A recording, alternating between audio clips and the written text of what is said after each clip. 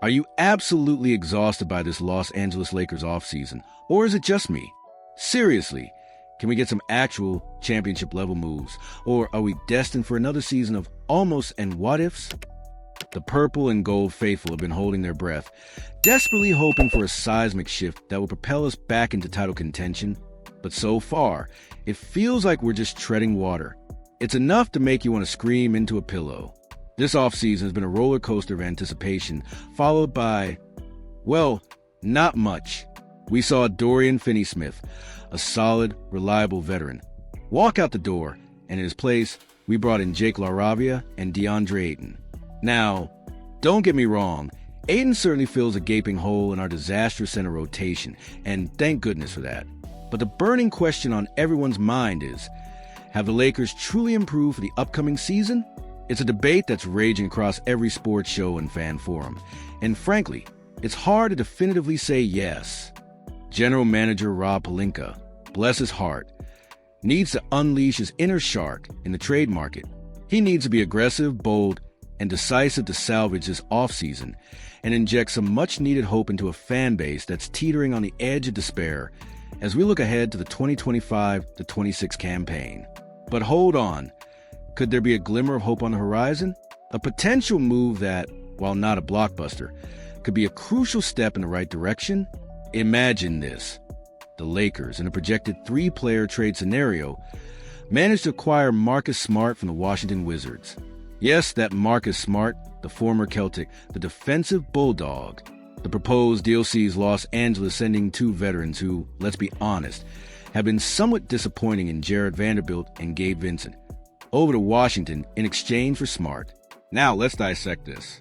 According to Lakers insider Anthony Irwin, the team has a genuine interest in the 31-year-old former Boston guard. Smart is entering the final year of his contract, and he simply doesn't fit into Washington's crowded backcourt or their long-term timeline. In fact, the Wizards might even consider buying him out and allowing him to sign with a contender.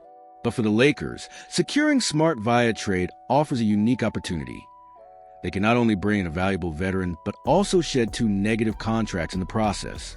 From Washington's perspective, they might see Vanderbilt and Vincent as competent veterans who could be rehabilitated and potentially flipped for positive value down the road. It's a win-win, or at least a less-lose for both sides.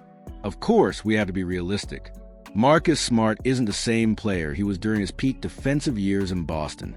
He's battled injuries, playing only 54 games over the last 2 seasons, and he's not the elite defensive player of the year caliber stopper he once was. But even a slightly diminished Marcus Smart brings something invaluable to this Lakers squad: physicality and intensity. He's a player who thrives on effort, on getting under opponent's skin, and on making the tough plays. Imagine him alongside Luka and Austin Reeves. His defensive tenacity and playmaking could perfectly complement their offensive firepower. He provides that much-needed edge, that grit that has often been missing. And here's the kicker. The Lakers could potentially acquire him without giving up any precious draft capital. This is huge, as it allows Los Angeles to preserve their future first-round picks for potentially bigger, more impactful frontcourt improvements down the line.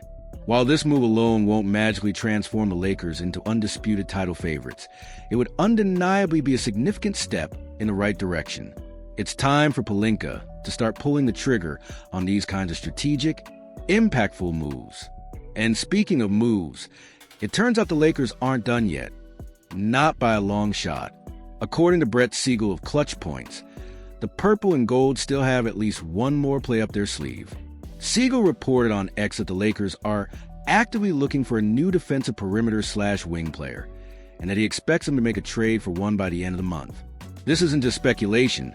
This is a clear indication that the front office recognizes the ongoing deficiencies and is working to address them. So far, as we discussed, the Lakers have made 2 significant roster adjustments. With the departure of the 32-year-old Dorian Finney-Smith to the Houston Rockets, the Lakers turned to the unproven 23-year-old wing, Jake Laravia. They also gambled on Deandre Ayton take over the starting center position after the former number 1 overall pick secured a buyout with the Portland Trail Blazers. These moves were certainly made, but the question of whether they truly move the needle forward remains. Let's talk about the elephant in the room, the departure of Dorian Finney-Smith. His exit left an absolutely enormous void in the Lakers' perimeter defense. He was one of Coach J.J. Redick's most trusted players, a true workhorse. Redick consistently deployed the veteran 3 and D wing for 28.8 minutes per game, even though he primarily came off the bench.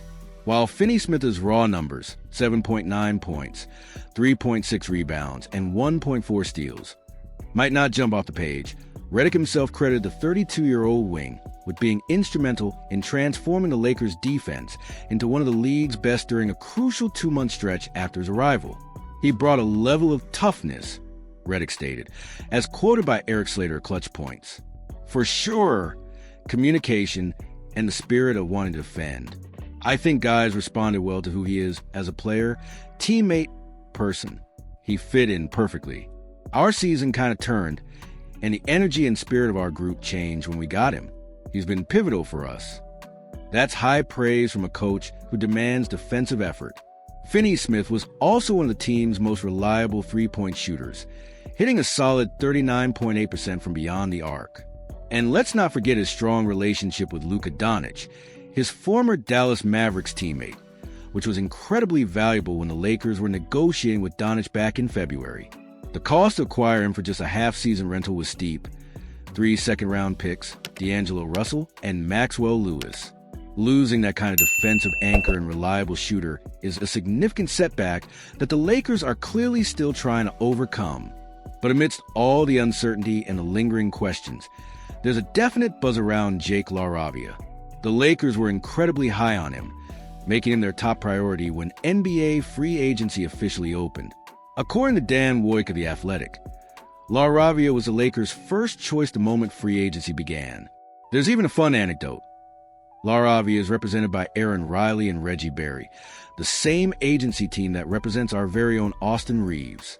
Reeves even made a surprise appearance at the end of a long interview with Laravia this summer, when it turned out the car Laravia was actually being driven by his future Lakers teammate.